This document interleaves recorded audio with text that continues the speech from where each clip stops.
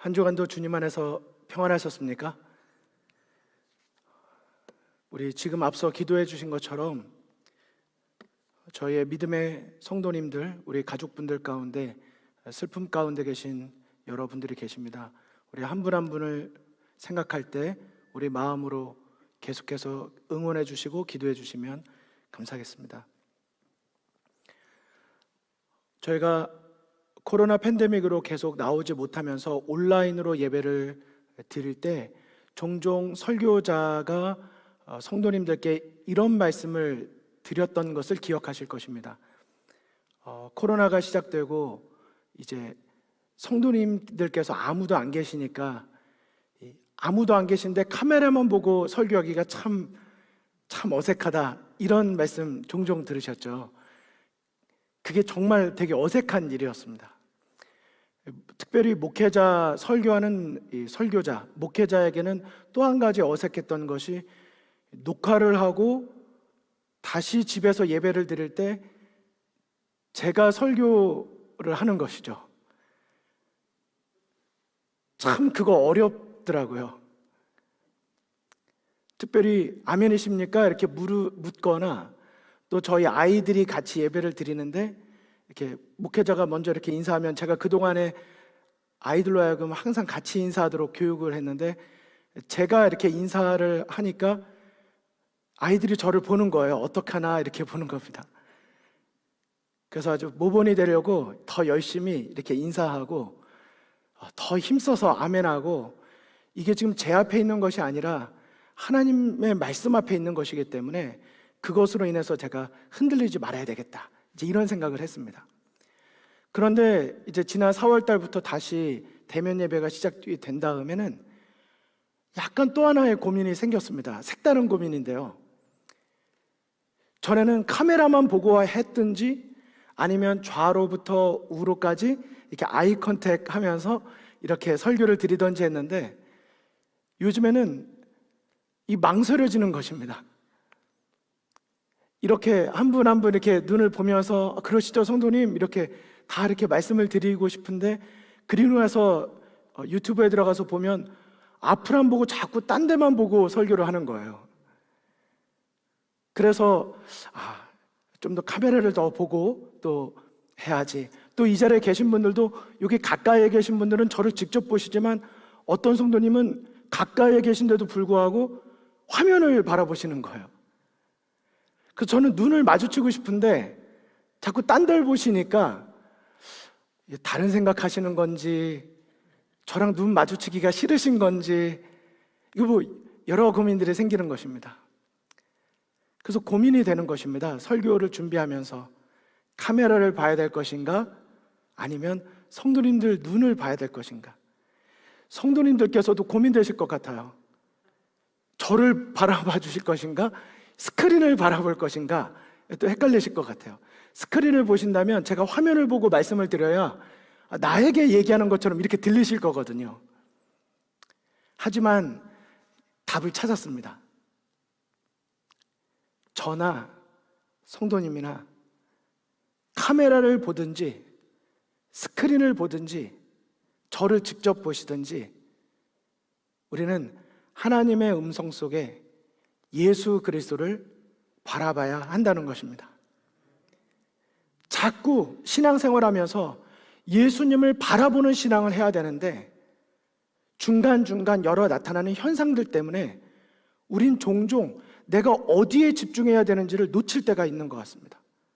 그래서 이곳을 보기도 했다가 저곳을 보기도 했다가 하는 것이죠. 답은 예수님을 바라보시는 것입니다. 사실 이게 보통 설교 배정이 돼 있으면 뭐 3주 전이든 한 달 전이든 이렇게 배정이 되면 그때부터 설교 배정을 놓고 기도하고 계속 설교 아이디어를 모으고 제목을 정하고, 제목은 끝까지 바뀝니다. 계속 끝까지 하여튼 준비를 하려고 합니다. 그런데 이번 같은 설교가 있습니다. 분명히 준비는 벌써 몇 주 전부터 어떤 주제로 가야 된다는 생각이 들었고 계속 준비를 해왔는데 담금질을 하거든요. 이 설교가 이게 드려지기 전에는 마지막 이제 일주일 동안 또 뭐 담금질도 하고, 그런데 자꾸만 마음속에서 계획했던 대로가 아닌 어떤 말씀을 증거해야 된다는 이런 마음에 부담이 올 때가 있습니다. 이것은 부담이라기보다는 하나님의 인도하심으로 생각하고 순종하려고 노력하고 있습니다. 그래서 오늘 설교는 원래 계획했던 것은 언제 또 드릴 기회가 있겠지만은, 오늘 말씀은 정말 평범하고 모두가 익히 다 잘 아시는 말씀이지만, 혹여나 오늘 말씀 가운데 진실되게 하나님 앞에서 살기를 희망하시는 성도님이 계시다면 오늘의 말씀이 희망과 격려와 용기가 되시기를 간절히 소망하면서 말씀을 열도록 하겠습니다. 지난 주 중에 제가 친구로부터 다음과 같은 말씀 이미지를 받게 되었습니다. 한번 보실까요? 유혹과 시련이 닥쳐올 때에 모든 어려움을 바로 잡으려고 기다리지 말고 그대를 도와주시는 예수를 바라보라. 여러분 아멘이십니까? 유혹이 오든지 시련이 오든지 그 모든 어려움과 문제들을 내가 어떻게 바로잡으려고 기다리고 애쓰기보다는, 물론 우리 편에서의 어떤 노력이 필요한 건 사실이지만 그대를 도와주시는 예수님을 바라보라고 말씀하고 계십니다. 오늘 말씀의 제목은 마음의 동기를 살피시는 하나님이 되겠습니다. 마음의 동기를 살피시는 하나님. 사무엘상 16장 7절의 말씀은 우리 모든 성도님들께서 너무나도 익히 잘 아시는 사무엘 그 선지자에게 하나님께서 하신 말씀이 나옵니다. 여호와께서 사무엘에게 이르시되 그 용모와 신장을 보지 말라. 내가 이미 그를 버렸노라. 나의 보는 것은 사람과 같지 아니하니 사람은 외모를 보거니와 나 여호와는 중심을 보느니라. 한 가지 질문을 드리겠습니다. 사람이 하나님 앞에서 결코 할 수 없는 것이 있습니다. 무엇일까요? 사람이 하나님 앞에서 결코 할 수 없는 것이 있습니다. 무엇일까요? 네, 이미 생각하고 계시고 이미 또 말씀들 해주셨는데요. 사람이 하나님 앞에서 결코 할 수 없는 것은 바로 하나님을 속이는 것입니다. 어떤 척하는 것, 사람은 속일 수 있을지 모르지만 하나님은 속일 수 없습니다. 이것을 반대로 생각하면 어떻게 말할 수 있을까요? 사람들에게 인정받는 모든 것이 하나님께 인정받는 것과 동일한 것은 아닐 수 있다는 것입니다. 같은 말이지만 좀 느낌이 다르시죠? 그런데 우리는 신앙생활을 하면서 종종 누구에게 인정받으려고 합니까? 사람에게 인정을 받으려고 합니다. 그것에 의해서 낙심되기도 하고요. 또 그것에 의해서 힘을 내기도 합니다. 그런데 오늘 말씀은 이런 성도님이 계시다면 오늘 말씀이 꼭 그런 성도님에게 전달됐으면 좋겠습니다. 저는 어느 분이실지 모르고 제가 어떤 무슨 사건이 있었던 것도 결코 아니지만 아무도 알아주지 않는데 내 마음 진심에서 하나님과 하나님의 나라와 하나님의 교회와 하나님의 성도님들을 위해서 진실된 그 무엇을 조용히 하고 계시다면 그 일을 멈추지 마시기를 간절히 소망합니다. 저는 먼저 오늘 성경절, 새 성경절을 먼저 읽어드리고 싶습니다.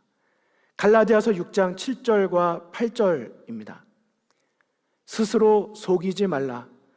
하나님은 업신여김을 받지 아니하시나니 사람이 무엇으로 심든지 그대로 거두리라. 자기의 육체를 위하여 심는 자는 육체로부터 썩어질 것을 거두고 성령을 위하여 심는 자는 성령으로부터 영생을 거두리라.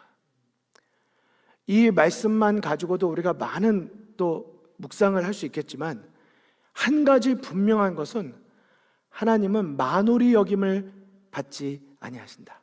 이 성경 번역에 좀 차이가 있지만 우리 익히 아시는 표현은 만홀히 여김을 받지 아니하신다. 하나님은 업신여김을 받지 아니하신다. 그래서 사람이 무엇으로 심든지 그대로 거둘 것이다. 하나님은 그 마음의 동기를 분명히 다 보고 계시기 때문에 그에 합당하게 하나님은 자기의 행위대로 심판하실 것이다.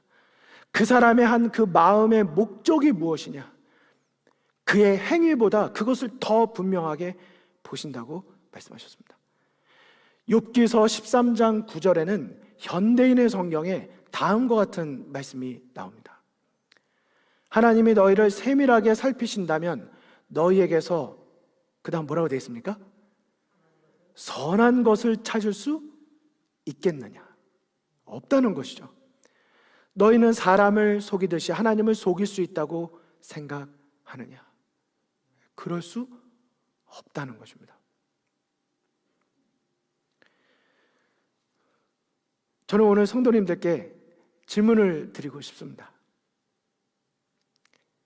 오늘 교회 나오실 때, 그리고 오늘 하루를 사실 때 지난 한 주를 돌아보셔도 괜찮습니다. 내 마음의 동기를 살피시고 꿰뚫어 보시는 그 하나님 앞에서 온전하게 서기 위하여 예수님을 바라보셨습니까?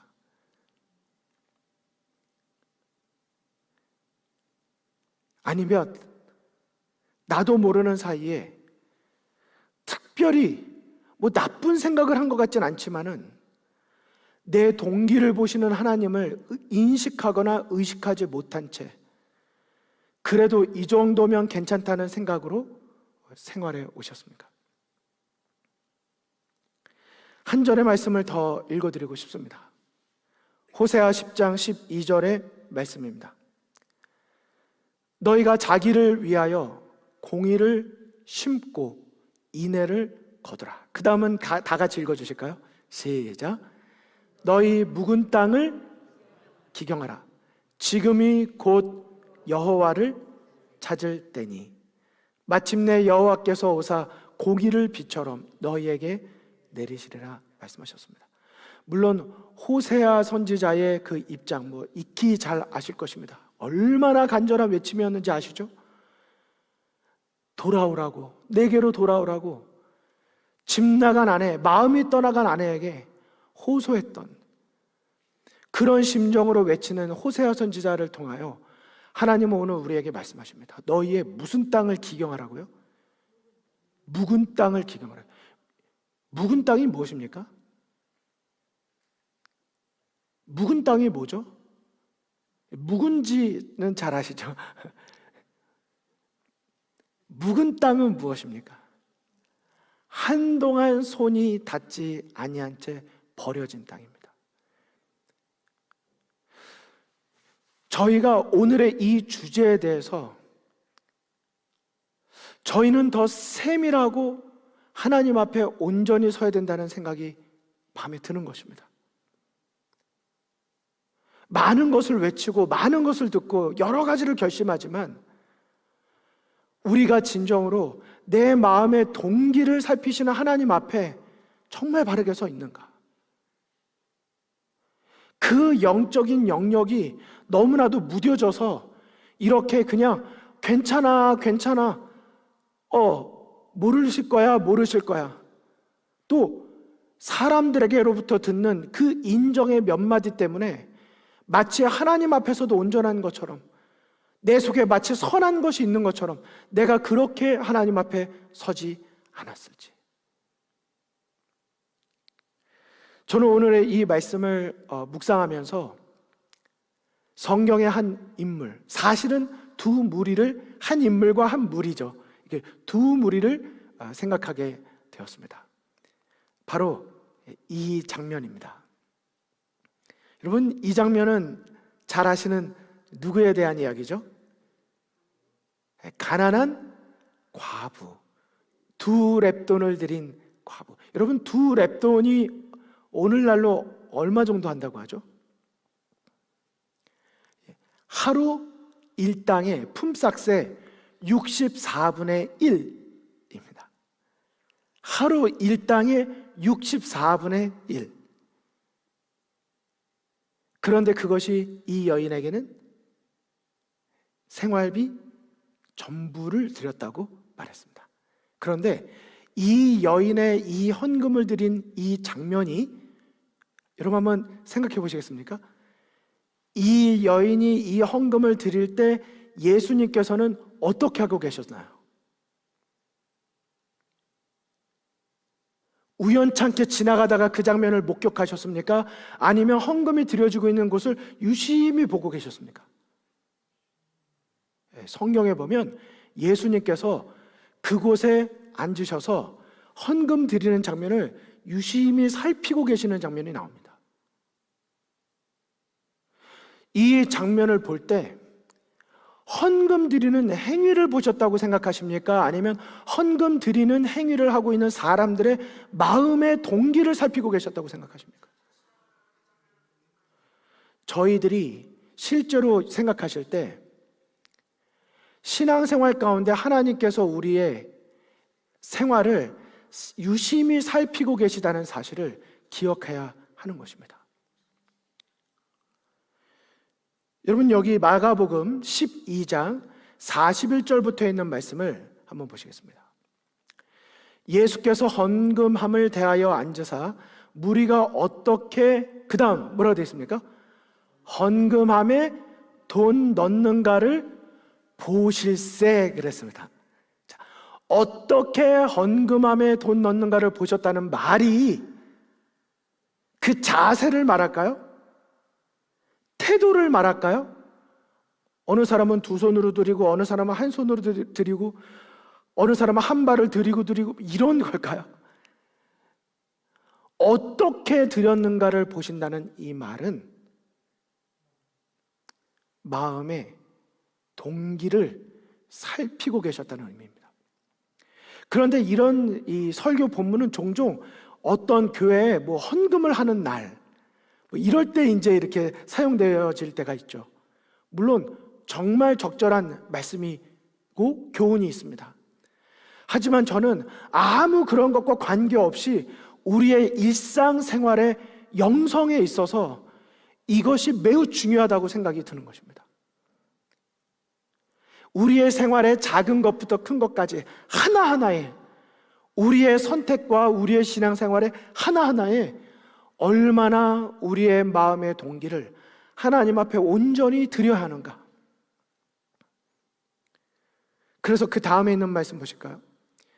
여러 부자는 많이 넣었는데 한 가난한 과부는 와서 두 렙돈 곧 한 고드란트를 넣는지라.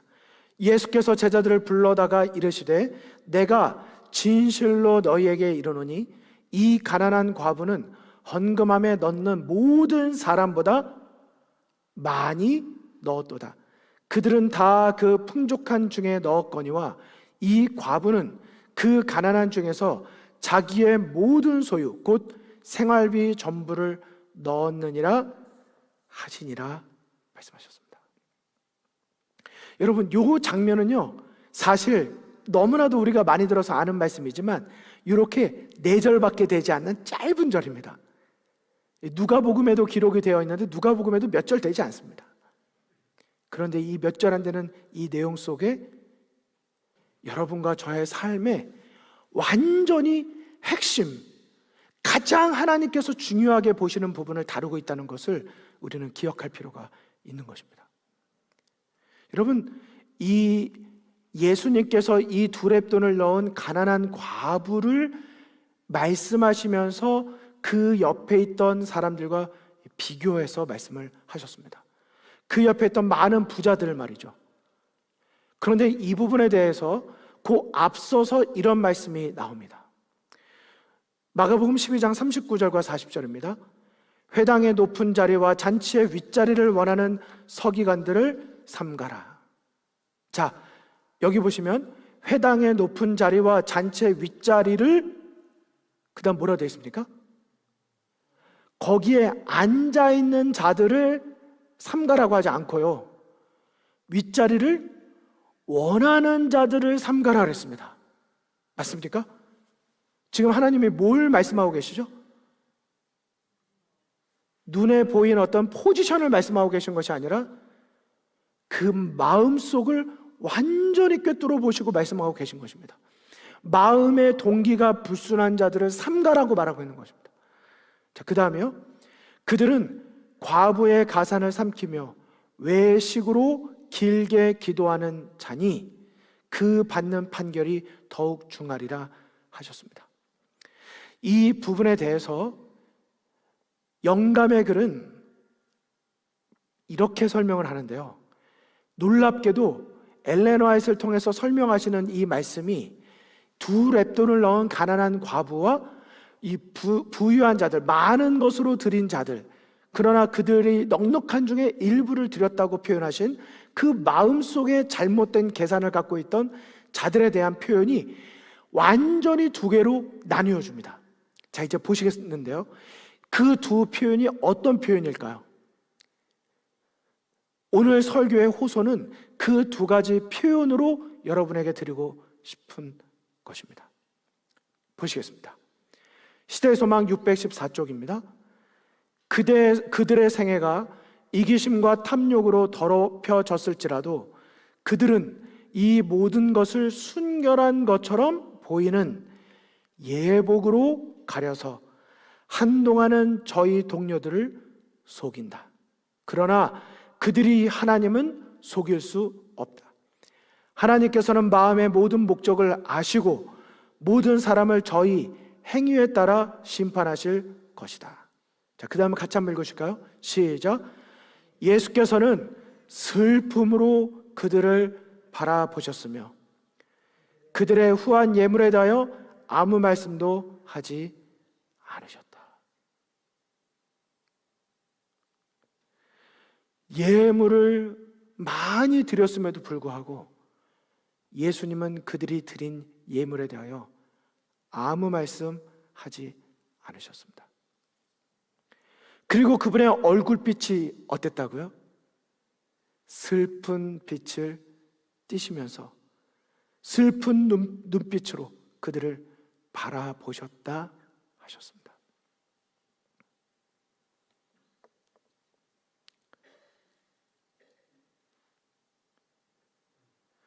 그 다음에 이어지는 가난한 과부의 두 렙돈, 그것을 드리는 그 여인을 향한 예수님의 얼굴, 예수님의 얼굴빛, 거기에 대해서는 뭐라고 설명하고 있을까요?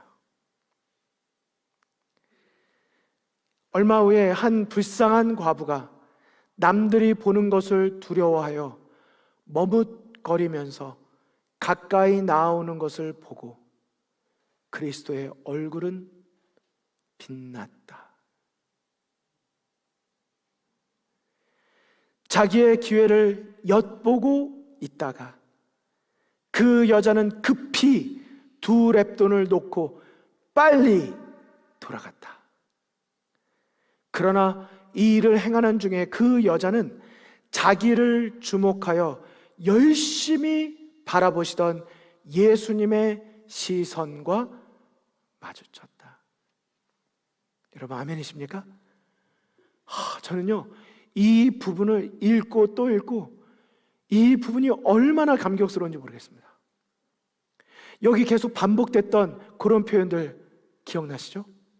머뭇거렸다, 엿보고 있었다, 급히 드렸다, 빨리 돌아갔다. 다 어떤 것입니까? 세상 사람들 앞에 드러내기 부끄러운 마음이 있는 것입니다. 그러나 그가 가까이 나왔을 때, 이것 굉장히 중요한 것입니다. 두 렙돈을 드렸을 때 예수님의 얼굴이 빛났다고 하지 않았습니다. 그런 마음을 가진 자, 그 여인이 그 두 렙돈을 내기 위해서 나아올 때 얼마나 많은 고민이 있었을까요? 얼마나 많은 갈등이 있었을까요?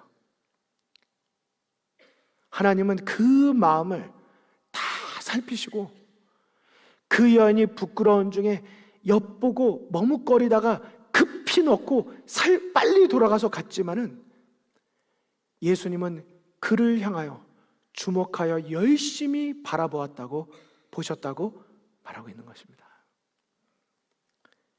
여러분, 너무 감동적이지 않습니까? 만약 여러분과 제가 이 가난한 과부의 입장이었는데 빨리 그렇게 누구랑 눈 마주치고 싶지가 않잖아요. 머뭇거렸죠? 엿봤죠? 급히 드렸죠? 빨리 돌아갔습니다. 이럴 때 누가 내 이름 부르면서 어머 여기 웬일이야 그러면 어떠시겠습니까? 좀 그런 순간에는 아무도 좀 나를 안 불러줬으면 싶지 않으십니까? 그럴 때 있지 않으세요? 이럴 때는 좀 누가 나를 모른 척 해주면 좋겠다 싶을 때 있잖아요. 그런데 그렇게 드리고 돌아갈 때 자기를 열심히 바라보던 예수님과 눈빛이, 시선이 마주칩니다. 이때 가난한 과부의 반응, 가난한 과부의 마음이 어땠을까요? 사실 이건 제가 말씀드리는 것보다 성도님들께서 그 입장이 되어보세요.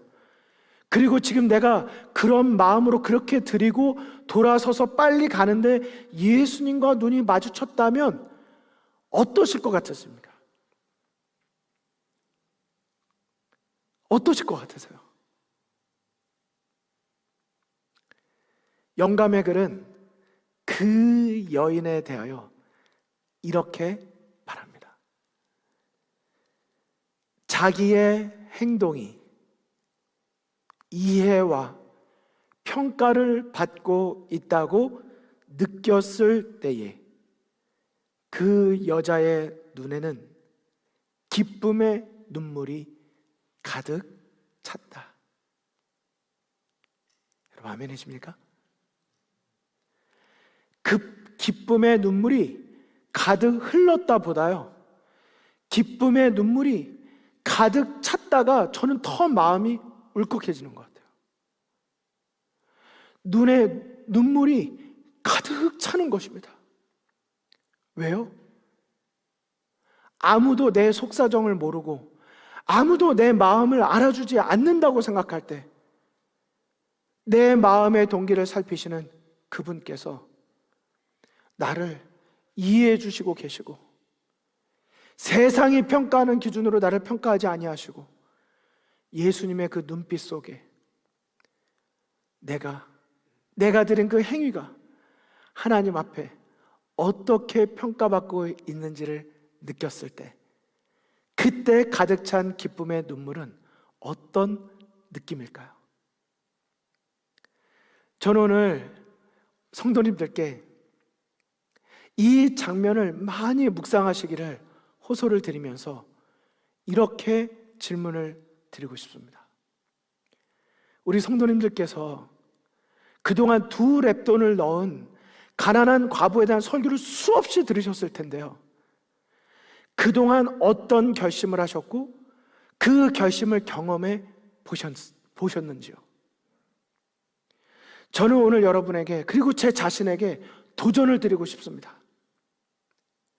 시대소망 614쪽에 기록된 이 여인의 하나님 앞에서 내 눈이 마주쳐서 내 행동이 이해받고 평가되어지고 있음을 느꼈을 때 내 눈에 기쁨의 눈물이 가득 차는 느낌, 그 경험을 우리 모두 경험하게 되시기를 간절히 바랍니다.